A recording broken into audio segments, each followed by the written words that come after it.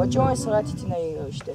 Da idemo igrati tko košarku. Ne mogu, žurim, idem kod Dane. Dogovorile smo se da ćemo se zajedno pakirati za izlet. Veseliš li se ti izletu na Plitvice sutra? Ja se večeras nalazim s Petrom. Mi planiramo nešto za izlet, ali ne smijem ti otkriti o čemu je riječ.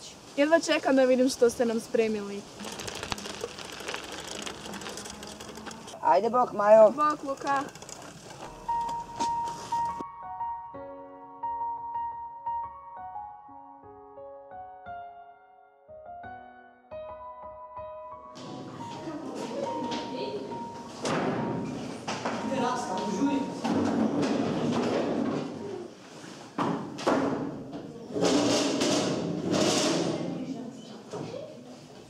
Luka, zašto nisi došla jučer na Petrov rođendan? Zar te tvoji nisi pustili ili on ti je najbolji friend? To se tebe ne tiče. Nisam se na tebi ni Petru dužan opravdavati. Ana vodi svoju brigu, a mene pusti na miru. Okej, Luka, uživaj dalje u svom miru. Luka, kakva je to dednjava? Zašto vičeš na Anu? Učiteljice, znate, ja... Učiteljice, ma nije bilo ništa, samo smo se malo zezali. Djeco, otvorite knjigu na stranici 10. Danas počinjemo s novom lekcijom.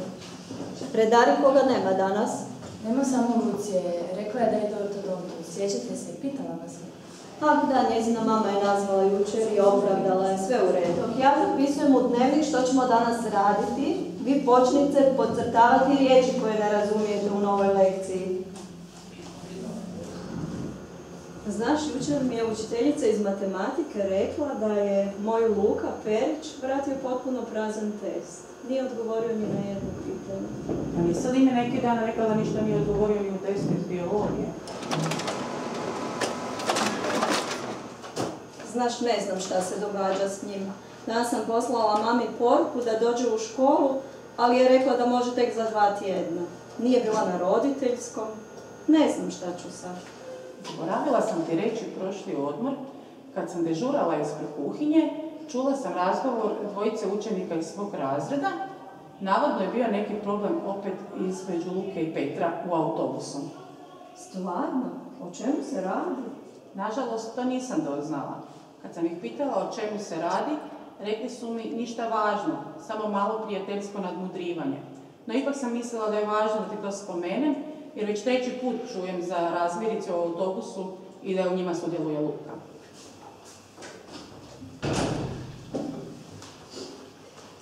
Dobar dan, djeco. Dobar dan. Učiteljica, ste donijeli testove? Evo ih, tu su. Bolje ste napisali nego prošli put. Izvoli, Ana. Hvala.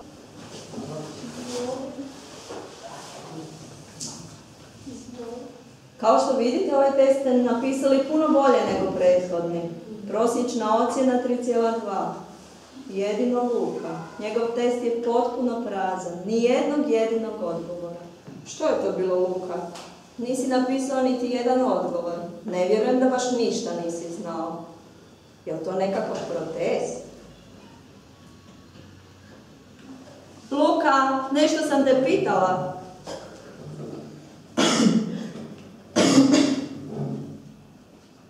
Dobro, ako ti nemaš odgovora, sljedeći tjedan je roditeljski. Možda tvoja mama zna što se s tobom dešava.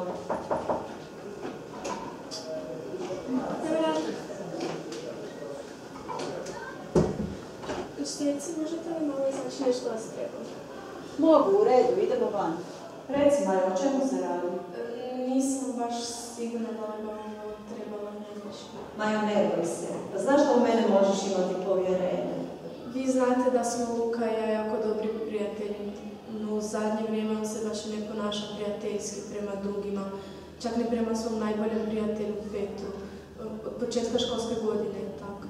Pa znaš, i mene čudi u zadnje vrijeme, stalno vraća prazne testove, a prije bio odličan. Prije je bio veselo i dobar, sad se samo dere i nitko ga ne smije ništa pitati, a pogotovo ne o tati koji se početkom ljeta vratio iz Afganistana. Pa nisam to ni znala da mu se otac vrati. Jučer sam čula kako je povrijedio Petra. Znaš, Luka, nemoj se ljutiti. Pitao sam te ono zato samo što bih ti htio nekako pomoći. Ne miješi se moj život. Što ti znaš o bilo čemu? Samo ne želim imati više nikakvog posla. Ima pravo moj tata kad kaže da sam družan siromasima poput tebe, kojima roditelji ne mogu kupiti ni poštene tenisice. Petar je bio cijeli dan potišten. Kad sam mu rekla da vam to sve ispriča, sudnik očima mi je rekao da on nije tužibaba. Ne bih vam ja ništa rekla jer ni ja nisam tužibaba, ali kad sam čula prošli odbor da je Luka opet vikao na Petra i prijetio mu. Kažeš da mu je prijetio? Jesu li se i fizički obračunavali? Da mi to više nikad nisi pitao. Nisu, ali Luka je jako vikao na njega. Rekao mu je da mu ne padne ni na pamet da vam kaže ono što tvrdi da je čuo. Hvala ti, Maja, što si mi sve ovo ispričala. Mislim da je vrijeme da posjetim Lukine roditelji. Oprostite, kuća Perićevih, je li tu u blizini negdje? Da kak ne bi znala. Baš sam sad prešla kraj nje. Vidite, vena veliko gore ižo. Znaranđastu fasadu. To vam je njeva iža. Ali ja vam baš ne savjetovala da sad idete k njim. Zašto mislite da nije zgodno? Pa kad me već povlačite za jezik, bum vam poistine povedla. Svaki dan vam viču i svodiju se. A čini mi se da ipak Valić tuče ženu. Kako mislite da opet tuče ženu? Zar se to već dešavalo i prije? Pa znate, zadnje vrijeme vam Brankica v dućan dohaja sunčanim i naočalimi. Ni veliki okviri ne mraju skriti sečrnjavka po njezinim licu. A znate, i ruku vam je imela v gipsu. Neduge. Bogica, rekla je v dućanu da opala v kupaoni. A mali Luka, još do kaferije su bile, znate. Sef vam je bil plov po obrazu. A bogec pred deco je rekel, da je z glavu lupil v vrata od ormara. A koj, mi susjedi sve znamo koji se pri njih događa. V zadnje vrijeme, kak se je Valić vrnul z Afganistana. Zlo i same zlo. Nevjerojatno. Znate kak se veli, svaka iža ima svoga križa, a pri njih vam je i cijela katedrala.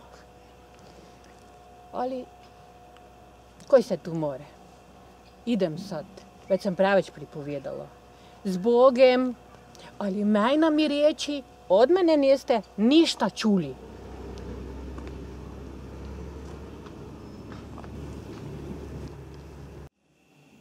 Zmijo jedna, daj mi ta remen, da izretam ovog vraga, daj mi ga inače poštopila šakom u glavu, ponekidam. Pa nosi sunčane naočale, još mjesec dana.